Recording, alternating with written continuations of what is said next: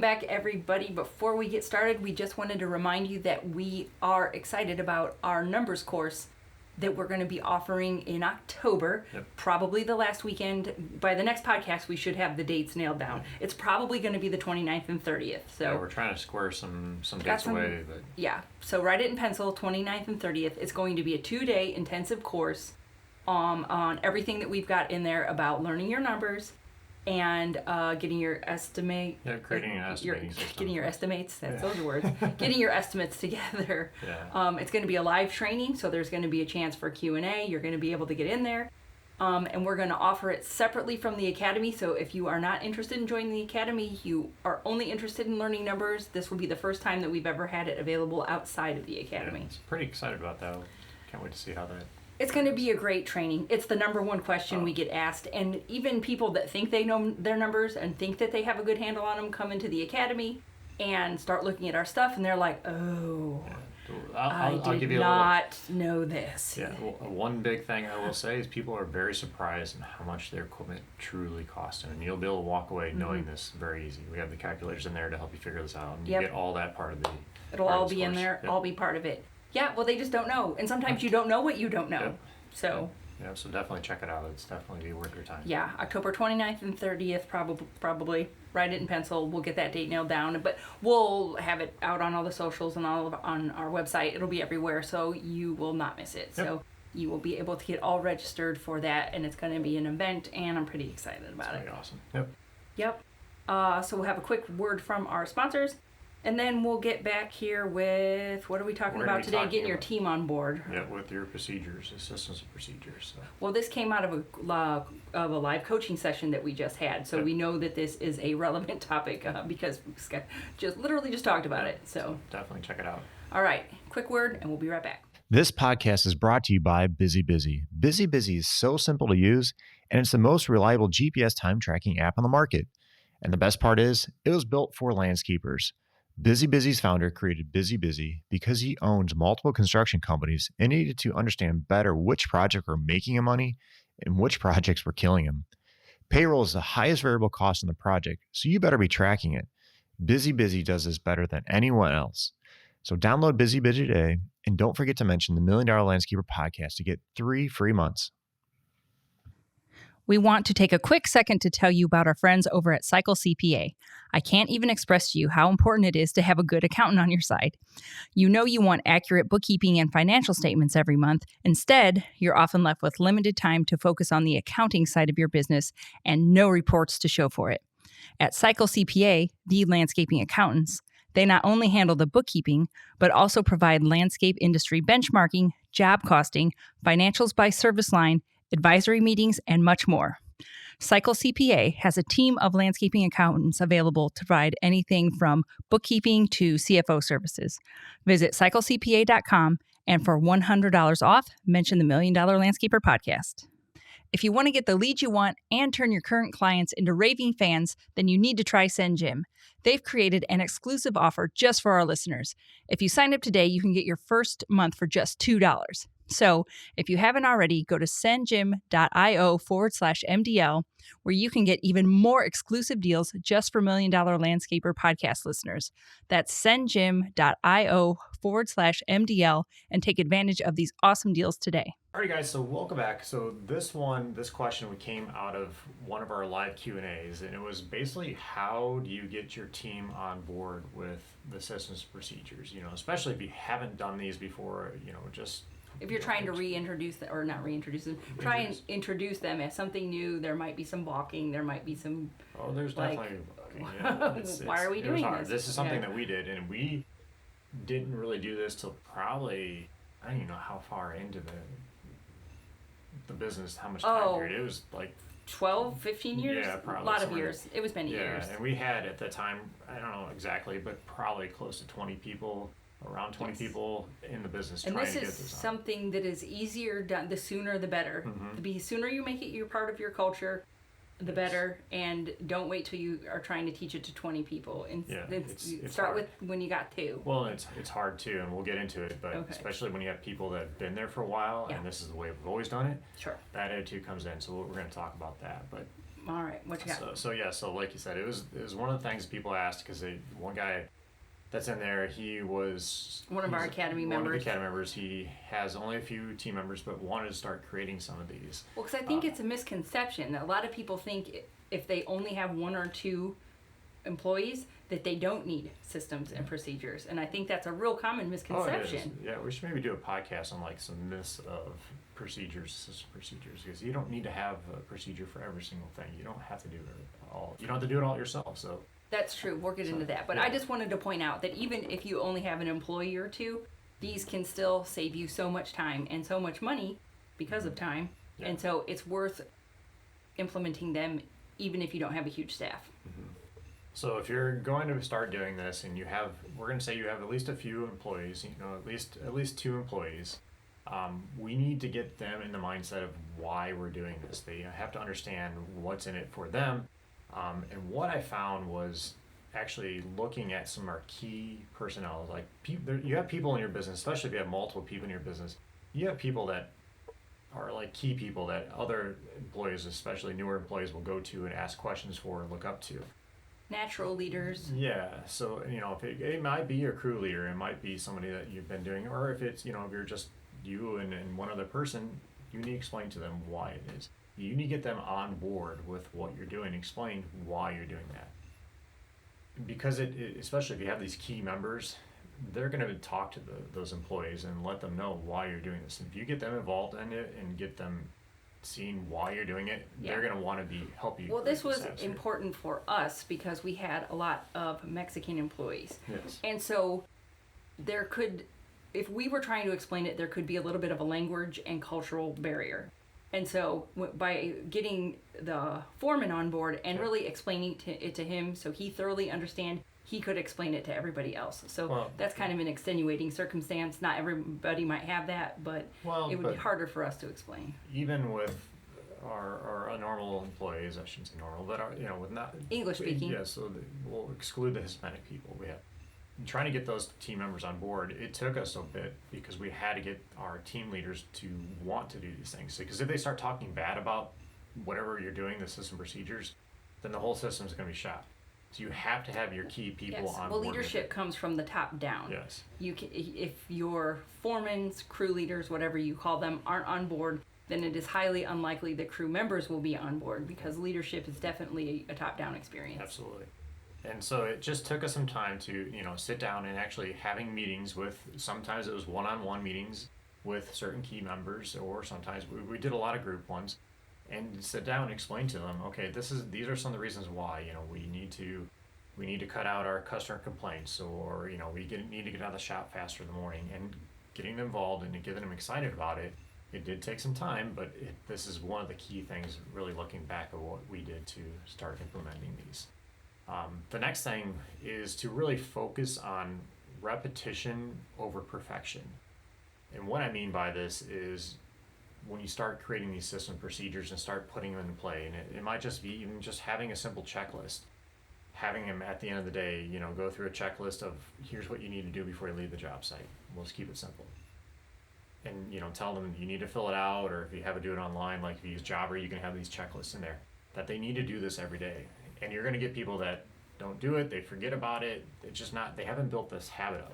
So you need to keep telling them, hey, don't forget, we need to do this. And tell this before they go out on the job site, hey, don't forget, at the end of the day, just fill out this quick checklist, or whatever it is. Just keep telling them and keep doing it. Over time, it's going to become a habit. And that's the biggest thing, is creating these habits for them. And don't start pointing fingers, when they come back and they didn't do it. I told you need to be doing this, because that's what my dad would do, and it was like, then they didn't want to do it. Then it just kind of like put up this big wall in front of them. They didn't want to do it. So you have to just keep working with them and be honest with them and tell them. Especially at the start. If you're, a year into this and it's getting forgotten on a daily basis, then perhaps some form of reprimand might be necessary. Yeah. But when you're starting out, like you said, let's go for progress over perfection. Did they do it like 3 out of the 5 days of the week? Yeah. And get them involved. If they continue to not do it, ask them why. What is it? Maybe it's not laid out right, and it causes them more issues or something. Ask them, get their input on these types of things. You don't have to be the one that creates everything and makes it all work. Yeah, how could we set this up in a way that's easy for you to get it done? Maybe they would prefer to do it on a clipboard with a piece of paper. Who knows? As opposed to an app. Who knows? Who knows? But get them involved in it. And it kind of goes back to the earlier one. Get them involved, get them excited about it. Then they'll want to help you out with this. Well, if you can tie it to your production hours, like, of course, everybody always wants a raise and always wants a bonus. So if you can explain that this is tied to productivity, which if you guys are more productive, we have less wasted time, we have fewer callbacks, then we can have bonuses, we can have raises. Oh, did I see that? No, that's exactly what we did. We would tell them, we want to give you raises, we want to give you bonuses, but this is where we're at right now. And showing them some of the numbers was key. Like, they got to see some of the numbers of our productivity, and they like. I think they should definitely see the productivity rate, or, because that's on them. Well, maybe not. Maybe you're underestimating the amount of hours, but at least have it out there so the discussion can be had. Do you guys need to step it up, or do I need to add more hours? Yeah. Make it a two-way street. Make it a discussion. Yeah, absolutely. The next thing is that you, as a business owner, especially if you are working in the field some or doing any of this stuff, you need to be following these too. If you don't follow them, you might as well throw the whole system out the window. What's good for the goose is good for the gander. Yeah. And I personally have seen this where, I'm not too worried about it. Well, but you told me earlier I had to do this, but you're not doing it here. So they're not going to follow it. So you have to continue. You have to lead by example. Again, it may not be, like, if you're seeing it out in the field and you're not doing it, maybe you need to change it. You need to look at it. What can I do different to make it so? But don't just not do it because you're the boss. Don't start that, because that'll cause all kinds of issues. Trust me. The next thing was to really, again, going back to getting your team on board, is to have them help you make these procedures. In this incident, when I told the person on this live Q&A, was they did a lot of mowing and maintenance, and he was trying to look for videos or make videos on like how to run the mower, how to do weed eating. I'm like, pick a job this week, and this week, this guy is going to record this other person weed eating. Yeah, have your team members make the videos. Yeah. That's the point of this. Yeah. If they already know what to do, have them make the videos, and then you'll have them, so when you have new people, you can show them. You don't have to do everything yourself. Yeah, and just have them walk through and explain. And I don't know, it seems like to me, with the younger people wanting to be on video and doing the TikToks and all that stuff, you might find you have somebody that loves doing this stuff. Well, especially if you got somebody, that's a little bit of a ham, a little charismatic, they might like doing it. Yeah, so let them help you out. But my example was to let them just, this job we're going to record how to weed eat. The next job we're going to record how to mow and how to make the lines, or whatever it is. Don't, spread it out. You don't have to do them all in one day. Spread them out. If you've got a great crew, spend all summer doing it, because you might not need the videos right now, but if this crew, if people move on, or if they move up and you need to hire new people, you'll need them in the future. Mm-hmm. And make it fun. Make it, kind of a exciting thing. If, you get 2 of these done, we're going to give you a bonus, or we're going to give you this, or have a party, or whatever it is, we give them some incentive to want to make these. And what I found when they're involved in it, they typically had a buy-in to it, and you start creating that systems culture in your business. What is your recommendation as far as where to start with these videos? Because there's probably 100 different places you could start. So what do you recommend as far as what to do first? The biggest thing is look at your business and find out what is the biggest issue, what's the biggest problem. If it's you're getting a lot of callbacks, what is causing these callbacks? Is it they're forgetting tools, they're forgetting to do stuff? And if it's safe, they're forgetting to do stuff. Well, are you providing them all the information they need to know what to do on the job? Or did they have all the right tools for this job? Whatever it is, look at that and create that system first. That's a pretty common question. You don't need to go start making a video on how to weed if that's not your problem right now. That could be something later on. So focus on whatever your main issue is, so you're not getting those callbacks. You're not getting called on how to handle this. So start with those. Mm-hmm. Those are the key things right now. Mm-hmm. The other thing is that you will, those are pretty much the biggest tips I have right now. But you are going to come across those people that are going to fight you and resist the change. It's going to happen. People don't like change. Yeah. Some people. I shouldn't say everybody. but a lot of people do get kind of resistance. And they take it as they take it maybe a little bit personally, and so maybe just reassure them that this is not a reflection of your work. This is nothing personal. This is just how we're going to run our business from here on out. Yeah, and it's hard, and it might be you're having a few meetings with these people to try to get them on board. But you have to explain to them, again, the benefits, why they need to know why, otherwise they're not going to have the buy-in. Yeah, they're just going to be like, this is dumb. Yeah, it's going to be, why should I care, or what's in it for me? That's going to be their biggest thing, and it's generally the people I find. Most people are very interested in what's in it for them. Yeah.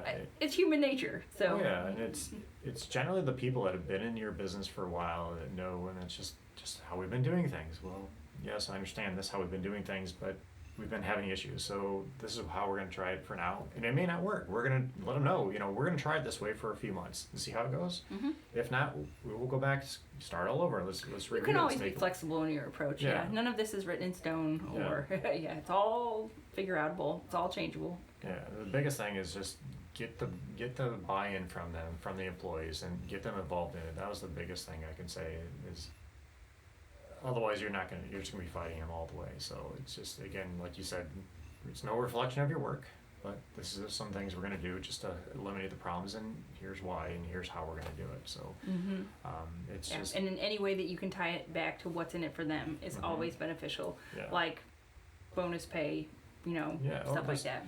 And reward them if they, give them some kind of bonus if they work on these systems themselves and figure out what, how to make them. Is it the automate motivate where if you do it in there, then it can be like, okay, if you complete like XYZ, then you can earn like a gift card to Home Depot. You can, or whatever awards you put in. It doesn't have to be a gift card to Home Depot. That was just an example. But you can pick whatever reward system that you want. And as they go through the app and do these things, then they can earn those rewards. One of the best ones that I ever heard was that people can earn money towards a vacation, towards something that they might not save for on their own. But if they're like, oh, if I can earn $1,000 towards a vacation just by completing this stuff at work, to me, that's pretty amazing. I think that would motivate me. I love vacation more than anything. So Automate Motivate is a great tool for that. So that's why we recommend it, because it is such a great tool, and it's so easy to set up, and it's just easy for your team to monitor, for you to monitor. It's a great tool, and it's a great tip for this maybe system. We should do a whole YouTube video on how to use Automate Motivate to get your employees to set up your systems. There, you heard it right now. Scott's like, why are you making me commit to doing this? So I'll work on them. I'll work on getting Scott to make a whole YouTube video on that. No, but it's a good tool, so I definitely recommend it. But it is so important to start creating these systems and procedures, and I know people are going to say, I don't have time for this.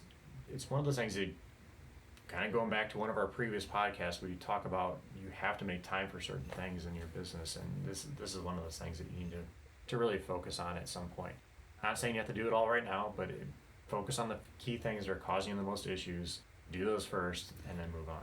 Yeah, that's my biggest takeaways were, if it seems like it's overwhelming, number one, don't do them all yourself. Have your staff help you with them.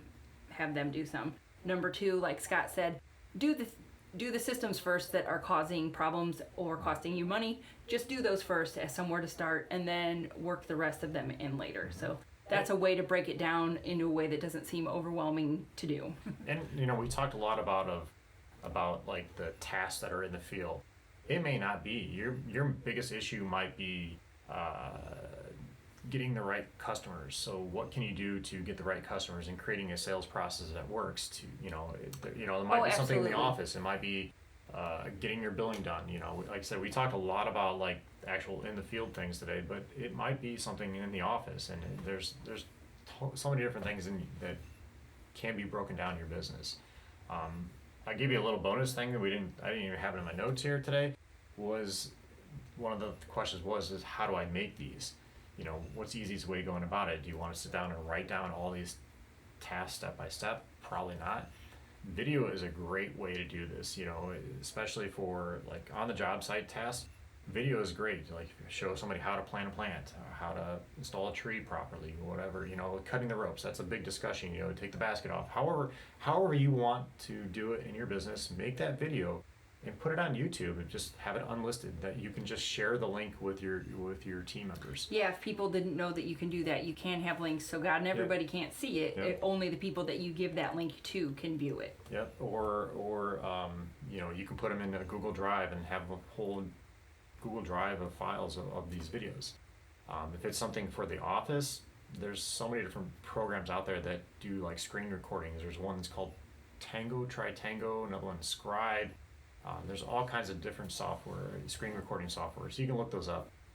But just do something that starts recording. So it might just be how to make a simple invoice. You can do a screen recording. Just go in, like if you use QuickBooks, do one yourself. Just show how you do it, and it'll make, you take a recording and put it in the Google Drive, put it on YouTube again. There's so many different things you could do for it. You don't have to necessarily write down every single one step by step. Right. The only one I will say is a little caveat to that is like an accident procedure. You need to have that somewhere it's easily accessible, like in a truck and a binder, because if an accident happens, you want to have this written down, because you might not have vehicle accident procedure. We would have one of those, because sometimes people panic and get real nervous, don't know what to do. Who do I call? What's our insurance? They don't know what to do. So that's a good procedure to have, like in a binder, or laminate it and put it in the glove box. Yeah, so that's the only one I will say I would recommend having absolutely written down somewhere. So that was a little written down and in the truck. Yeah.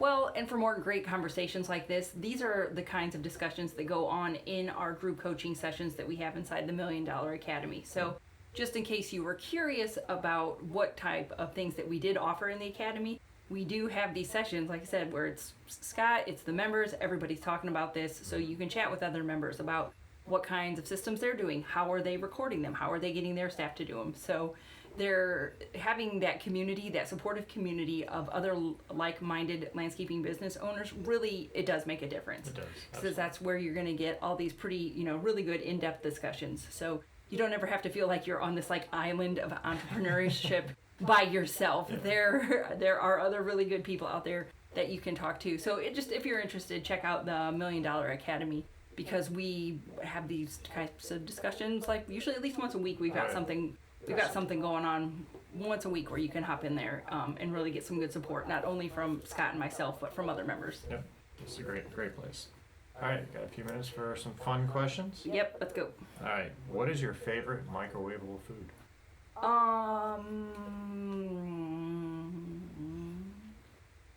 I guess it's specifically microwavable, or just like anything you can throw in there, I guess. Anything. I like microwave popcorn. Okay, all right, I like that as well. Yeah. All right, is cereal a soup? Why or why not? I think it is just cereal. Just a liquid. To me, soup is like something, well, I mean, I guess you can open it in a can. Like soup, I think of being like homemade. I know soup doesn't always have to be warm. There are cold soups, but to me, cereal is more like it's usually a grain that you are putting in a very specific liquid, like milk, cow or milk alternatives. Like you don't put cereal in like orange juice or something. That's disgusting. People might, but that seems kind of gross. So cereal to me is more of like, here is a grain product that I put in a milk product and eat generally cold for breakfast, unless it's hot cereal. Then you're getting into like your oatmeals, your cream of wheats, stuff like that. Am I making this answer too hard? We'll just keep on. You can just ask me the next one. All right. What is the scariest sound you could hear in the middle of the night? My kids screaming. I would agree with that. Mm-hmm. All right, guys. Now you learned a little bit about cereals. Well, now I think you've maybe learned don't ask me questions unless you want me to take them weirdly in depth. Like, it's almost a problem. Like, I get nervous sometimes when people ask me questions because my brain goes to weird places. So don't ask you hot dog a sandwich or not? I don't think so. Please don't. I'm like, then I have to think about it, and then like all these different, please no. It makes me very nervous. So. Okay. All right, guys. Definitely go check out the Academy, especially if you want to learn a little bit more about your numbers, how to hire a great community. So definitely check it out. Oh yeah, and if you only need to know numbers, if that's all you're interested in, we're gonna have that 2-day course in October, probably the 29th and 30th. We'll get that set in stone, but that's going to be a great 2-day live interactive intensive course that We'll walk through everything we have from learning, how to read financial statements to, like Scott said, the shocking cost of equipment. Everybody is always like, what? And it's like, yeah, it does. It's pretty expensive. And how to take your labor burden, your employees, how to take all of that and not just know what the numbers are, but then how to put them into a profitable estimate. That's that next step. Because it's all fine and great to know what those numbers are, but then if you can't turn them into a profitable estimate, then they really aren't doing you any good. The whole point of learning all of those is to get them to a place where you can use them to make money for you. Yep. And you'll get all these calculators inside this, whether you do the course or the academy, you'll get all that part of it. Academy members will have access to this course as well. So this 2-day intensive. So if you are interested in the academy, don't worry. If you are in the academy or interested in joining, you will not miss out. You will also have access to this. So it's going to be great. We're going to make your numbers and your money's work for you. There you go. All right, guys. Well, thanks for joining us today, and have a great day.